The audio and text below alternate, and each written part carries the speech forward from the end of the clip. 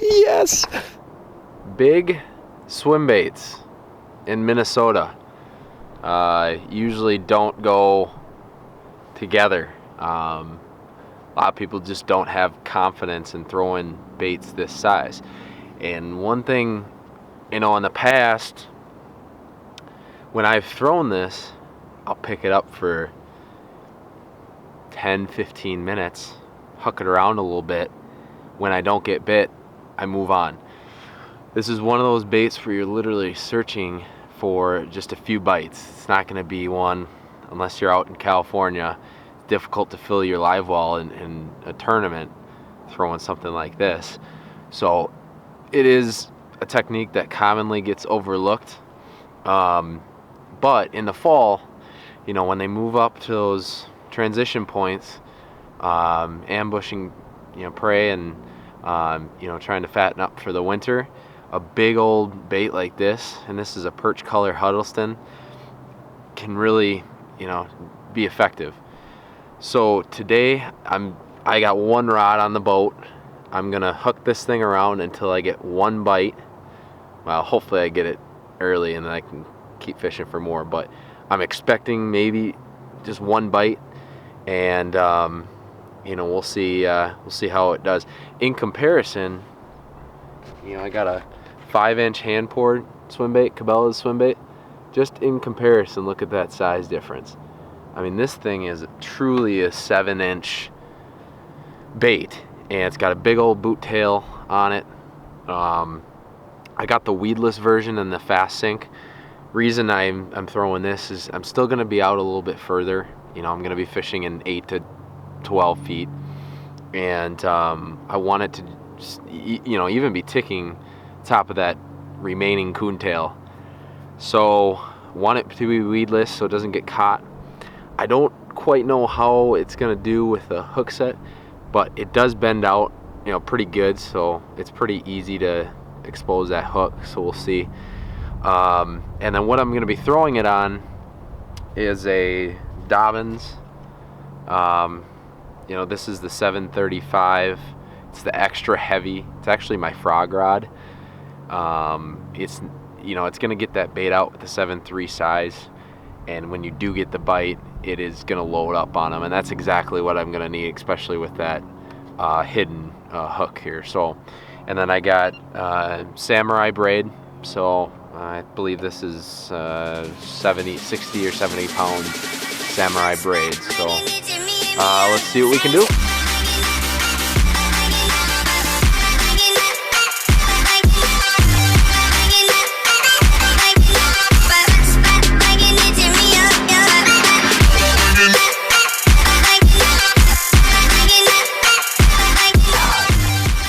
Dead calm though. I don't know how good of conditions this will be. I mean, I know it's a realistic swim bait, so even if they get a good look at it, they'll think this thing's a perch, but usually dead calm middle day is not ideal for fishing time. And even though it is fall, it's barely fall. I know when it's getting really cold, consistent, 40-degree nights, middle day is prime time, but I don't think we're there yet. One thing I didn't touch on is the reel in the opener. This is a Daiwa Tatula Type R. It's not the ideal gear ratio that I would throw if I were you guys. Especially if with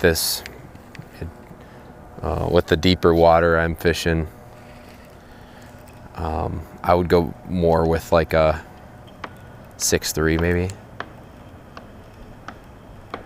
I'd want to maybe slow roll it a little bit more. I mean, I'm throwing an 8.1, so that'd be good maybe in later fall when I'm fishing it up a little bit closer to the bank. But really want to kind of slow roll it and tempt these bass into biting. Jeez, look at that bait. That bait. And then there's one. Yes. Got it. Oh, yes. Yes. Got one. Got one. Woo! Got one on the perch. Oh, yes. That was my third cast. Yeah. Swim bait today. There's swim bait fish. Nice 4-pounder, 3.5, 4-pounder. Put it back, go for more. I got spoiled with that first bite.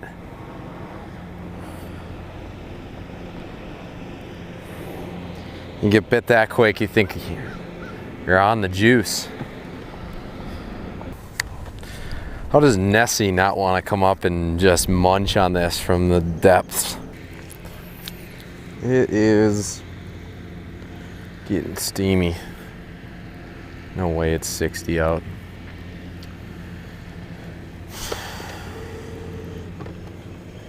Dead wrong, per usual.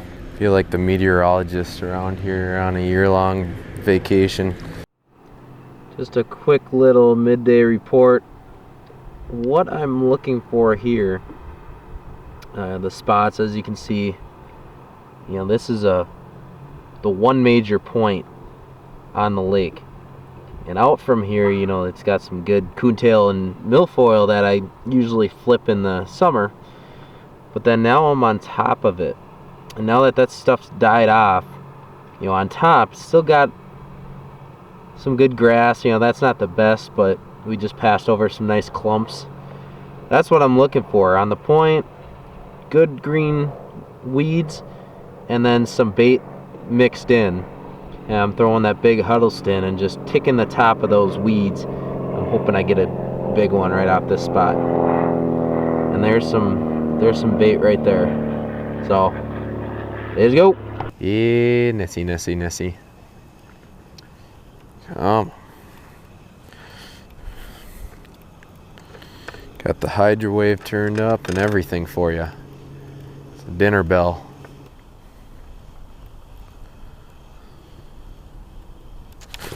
Oh my gosh!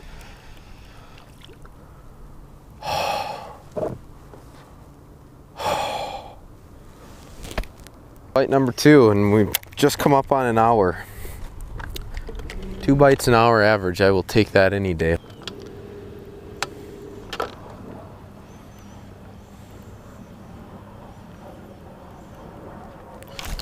No!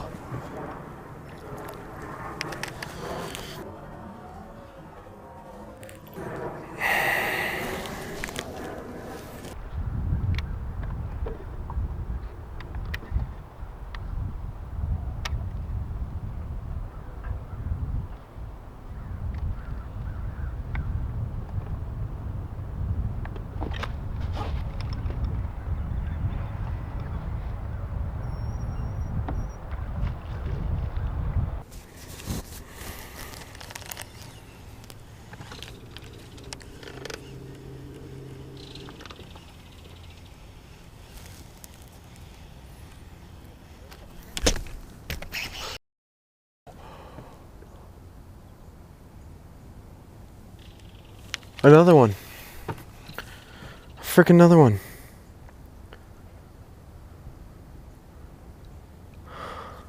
Alright, just wrapping up. Put about 2 hours on the water. So, small sample size of what the Huddleston or, you know, any big swim bait can do up here. But I got a fish on my 3rd cast. And then after that, I proceeded to miss not 1, not 2, not 3, 4 big bites. I know one of them for a fact was a muskie. I saw it swimming away. The other ones were almost certain they're all bass. So in a 2-hour window, having 5 bites, I thought that was pretty good. And this is gonna be just my first of, I'm kind of addicted to swim bait fishing now. I can see why people do this all day, but I will be doing, this is just my first kind of challenge. Later in the fall, when it's more prime conditions for bigger baits, I'm gonna be doing this again. But for now, this first video, short time I have out on the water. I'm happy with what I got. And so, till next time, go get them.